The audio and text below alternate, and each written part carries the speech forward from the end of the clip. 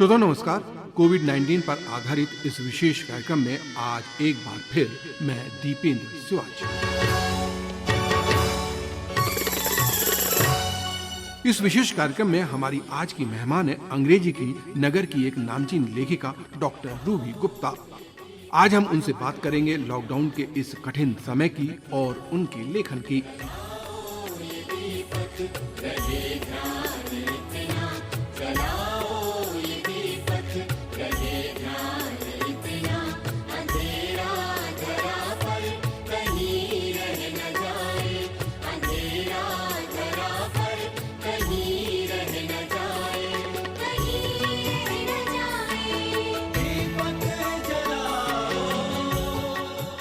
श्रोताओं, ये कोविड-19 वैश्विक महामारी के संक्रमण के संकट का समकाल है। ये एक नया वायरस और एक नई बीमारी है जिसकी ना कोई दवा है, ना टीका है और ना ही इलाज। इससे बचने का एकमात्र उपाय है किसी भी तरह से संक्रमित व्यक्ति के संपर्क में आने से बचा जाए। इसलिए सभी देशों में इसके संक्रमण को रोकने के लिए लॉकडाउन किया गया। हमारे देश में भी लॉकडाउन किया गया जो लगभग 3 महीने चला। ये एक कठिन दौर था जिसमें जिंदगी थम सी गई थी और देश ठप हो गया था। लेकिन जिंदगी को असीमित समय तक तो स्थगित नहीं किया जा सकता। तो फिर अनलॉक की प्रक्रिया शुरू की गई और अब हमारे सामने और बड़ी चुनौती है। हम इस कठिन समय में भी आपके लिए लगातार कार्यक्रम करते रहे और इसी विशेष कार्यक्रम के माध्यम से हम आपकी मुलाकात नगर के नामचीन साहित्यकारों से लेकर नगर की प्रमुख हस्तियों और कोरोना वॉरियर्स तक आपकी मुलाकात कराते रहे हैं। इसी क्रम में हम आज आपकी मुलाकात करा रहे हैं अंग्रेजी की एक जानी मानी लेखिका डॉक्टर रूबी गुप्ता से। आपके लिखे गए 3 क्राइम थ्रिलर काफी मकबूल हो चुके हैं। इसके अलावा आपका एक शॉर्ट स्टोरीज का संग्रह भी आ चुका है। खुशवंत सिंह के काम पर आपकी एक आलोचनात्मक किताब भी प्रकाशित हो चुकी है और इसके अलावा टेक्निकल कम्युनिकेशन पर भी आपकी कई किताबें प्रकाशित हो चुकी हैं। इस समय आप IMA में अध्यापन कार्य कर रही हैं। तो आइए मिलते हैं डॉक्टर रूबी गुप्ता से।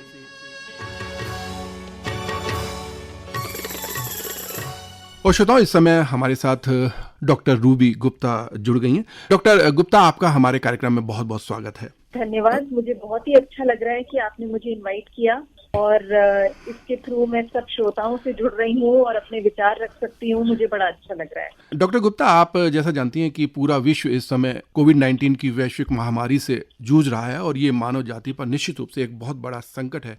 एक लेखिका होने के नाते आप इस संकट को किस तरह से देखती हैं? इसमें तो कोई दो राय नहीं है कि ये वाकई में बहुत ही बड़ा संकट है और हर एक के लिए ये मुश्किल का दौर है, चाहे वो एक बच्चा हो या वो युवा हो या वर्किंग प्रोफेशनल हो या हाउसवाइफ हो या वो माइग्रेंट लेबर हो। हर एक के लिए काफी मुश्किल वाला समय है और हर एक के ऊपर मेंटल प्रेशर भी है, फिजिकल प्रेशर भी है, फाइनेंशियल प्रेशर भी है।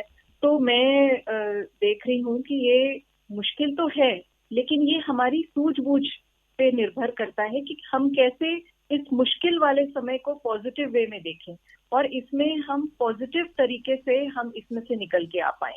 ये टेस्ट है हमारी सूझबूझ और हमारी विजडम का। हम लोग काफी दिनों तक लॉकडाउन में रहे, हालांकि अब अनलॉक हो रहा है, धीरे धीरे स्थितियां सामान्य होती जा रही हैं। हालांकि अभी भी संकट टला नहीं है और एक बड़ा संकट है। पिछले 3 महीने 4 महीने हम लोग लॉकडाउन में रहे, तो किस तरह से आपने ये समय बिताया आप?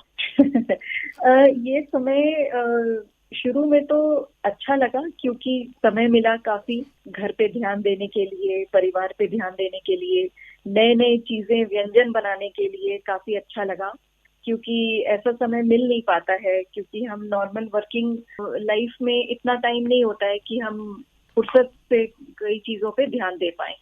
लेकिन 1 महीने के बाद फिर काफी दिक्कतें आने लगी क्योंकि एक जो नॉर्मल रूटीन होती है कि इंसान बाहर जाता है, वर्क प्लेस पे जाता है, तो वो रूटीन नहीं होने से थोड़ी दिक्कतें आने लगी, जिसको फिर अगेन अलग अलग तरीके से ओवरकम किया मैंने, चाहे वो योग के माध्यम से हो, चाहे लोगों से जूम कॉल पे हो और परिवार में और ज्यादा टाइम स्पेंड करके हो। तो उसके थ्रू जो है ये पीरियड फिर अच्छा बीतने लगा। क्योंकि आप एक लेखिका हैं और साथ में एकेडमिशियन भी हैं, तो हाँ आपने कुछ इधर लिखने पढ़ने का भी काम किया होगा इस बीच में?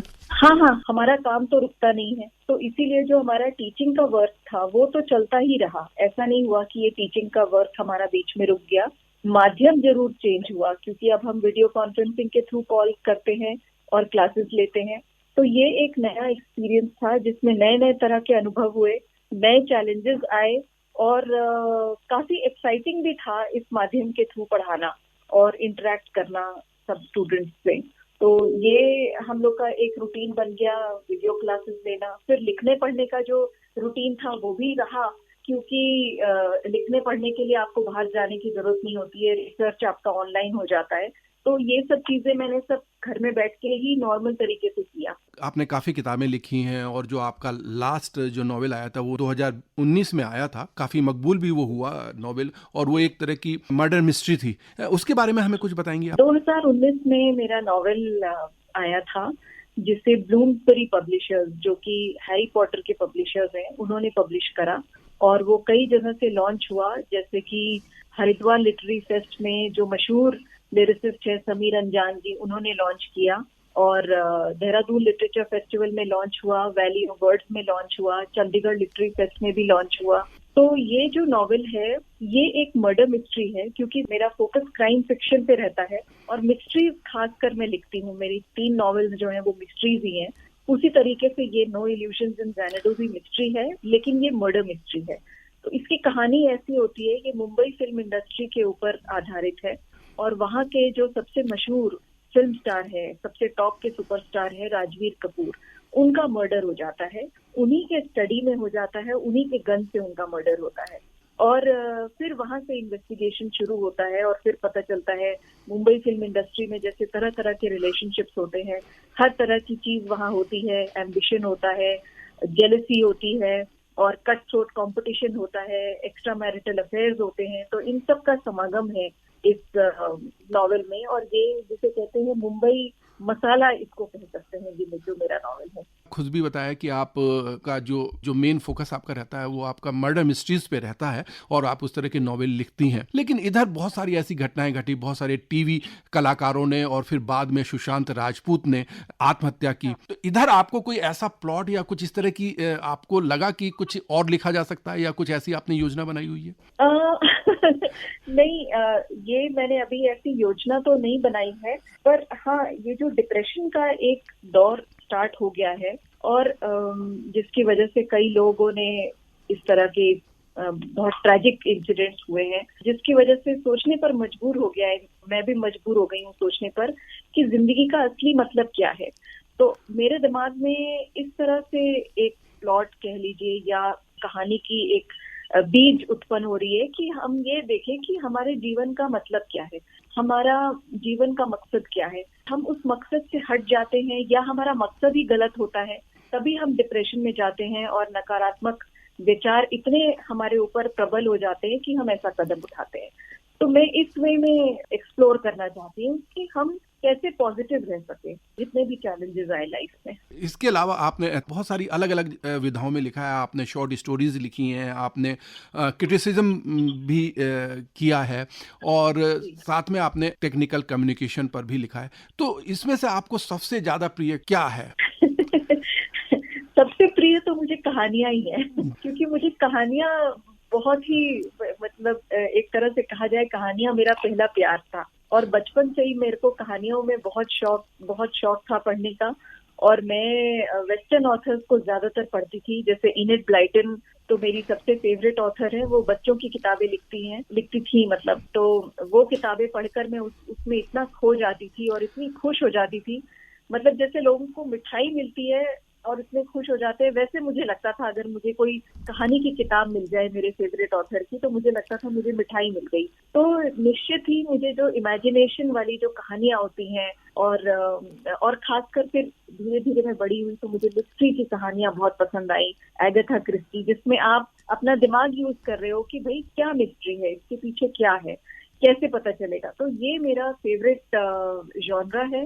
और इसीलिए अब मेरा फोकस है लिखने का वो मिस्ट्रीज पे ही है। आपने खुशवंत सिंह जी के काम पर कुछ लिखा है। खुशवंत जी भी आपके पसंदीदा लेखक हैं? एक्चुअली खुशवंत सिंह की जो राइटिंग है उस पे ना फोकस होके खुशवंत सिंह की पर्सनालिटी पे फोकस रहा है उनके जीवन में।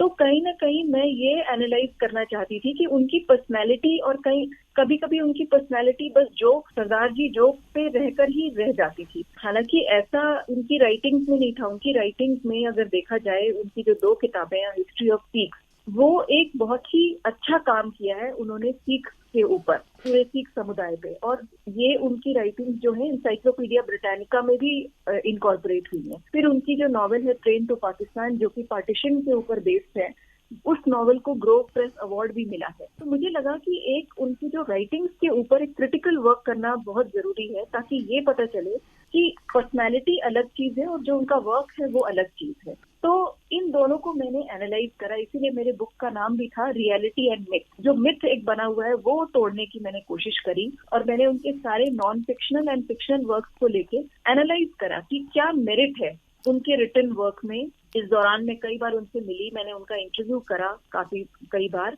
और फिर जब ये बुक पब्लिश हुई मैंने उनको भेजा भी, तो उन्हें काफी अच्छा लगा। तो इस बुक में काफी सारा क्रिटिसिज्म है और काफी सारा पॉजिटिव भी है और नेगेटिव भी है। पॉजिटिव ये है जो उन्होंने एनालिसिस करा है इंडिया में रिलीजन का जो इम्पैक्ट है हमारे मासेस के ऊपर, जो पॉलिटिकल सिचुएशन है, जो सोसाइटी है, इसका जो डेवलपमेंट है इंडिया में, इन सब चीजों का जो उनका एनालिसिस है through his novels and his other work, वो वाकई में it is food for thought. मतलब इंसान को सोचने पे मजबूर करता है कई चीजें जो उन्होंने लिखी है। तो इसीलिए मैंने एनालिसिस करा। इधर आपने टेक्निकल कम्युनिकेशन पे भी आपने काम किया और उस पे भी आपकी 2-3 किताबें हैं।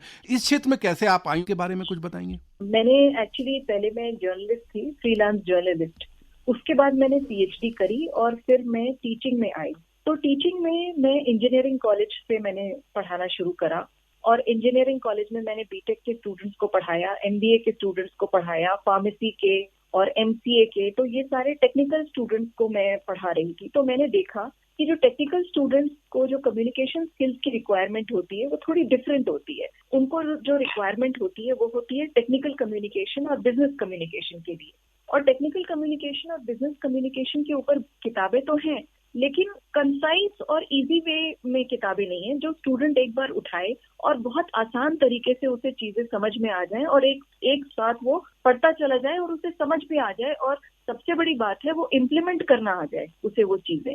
तो ऐसी मुझे लगा है इस तरह की किताब नहीं है। तो इस वजह से मैंने टेक्निकल कम्युनिकेशन पे 2 किताबें लिखी, एक बेसिक टेक्निकल कम्युनिकेशन, एक एडवांस टेक्निकल कम्युनिकेशन, जो कि कैम्ब्रिज यूनिवर्सिटी प्रेस ने पब्लिश करी, और ये कई यूनिवर्सिटीज में सिलेबस में इंक्लूड की गई, जैसे मद्रास यूनिवर्सिटी में और उत्तराखंड टेक्निकल यूनिवर्सिटी में, डीआईटी यूनिवर्सिटी में, ग्राफिक एरा में, सब जगह ये किताबें चल रही हैं।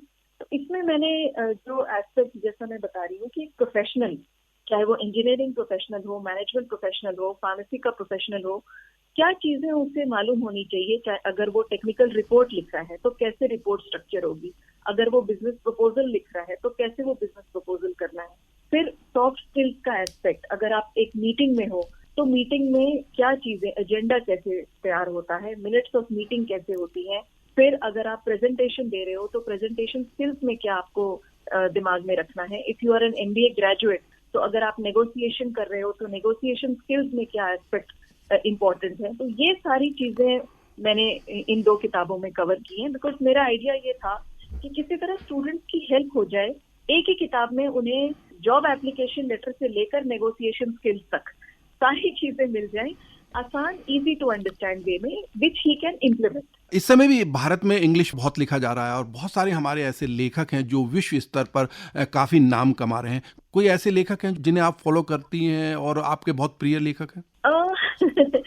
मुझे अगर इंडियन राइटर्स को देखा जाए तो एक तो अमिताभ घोष है, उनकी कैलकाटा क्रोमोसोम किताब मुझे बहुत पसंद आई थी, क्योंकि वो साइंस बेस्ड थी और मेरा इंटरेस्ट साइंस में बहुत है, तो मुझे वो किताब काफी पसंद आई।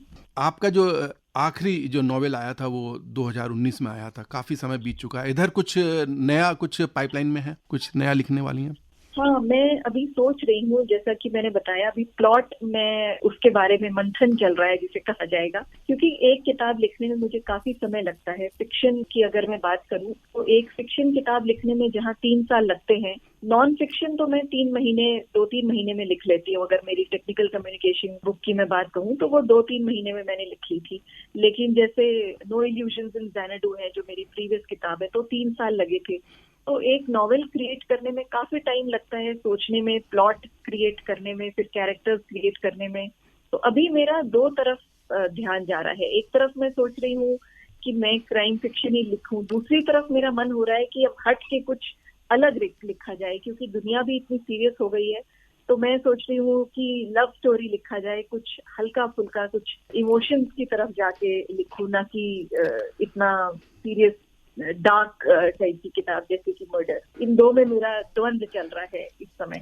हमने बात शुरू की थी कोरोना संकट से और अभी भी कोरोना संकट बना हुआ है, तो अंत में हमारे श्रोताओं को क्या कहना चाहेंगे, क्या संदेश आप देना चाहेंगी कि किस तरह का उनका इस संकट की घड़ी में आचार विचार होना चाहिए? हाँ, मैं तो यही कहूंगी कि कोरोना का संकट है तो मुश्किल और सभी के लिए मुश्किल है, लेकिन इसमें भी हमें पॉजिटिव रहना पड़ेगा और हमें पॉजिटिव रहने के लिए भी ना कुछ एक्शन लेना पड़ेगा, क्योंकि सिर्फ सोचे हम कि नहीं हमको पॉजिटिव रहे, सोचने से नहीं होता है जब तक कि एक्शन न लो। अब एक्शन हमें इस वे से लेना होगा कि हम मेंटली भी अपने आप को बिजी रखें और फिजिकली भी बिजी रखें।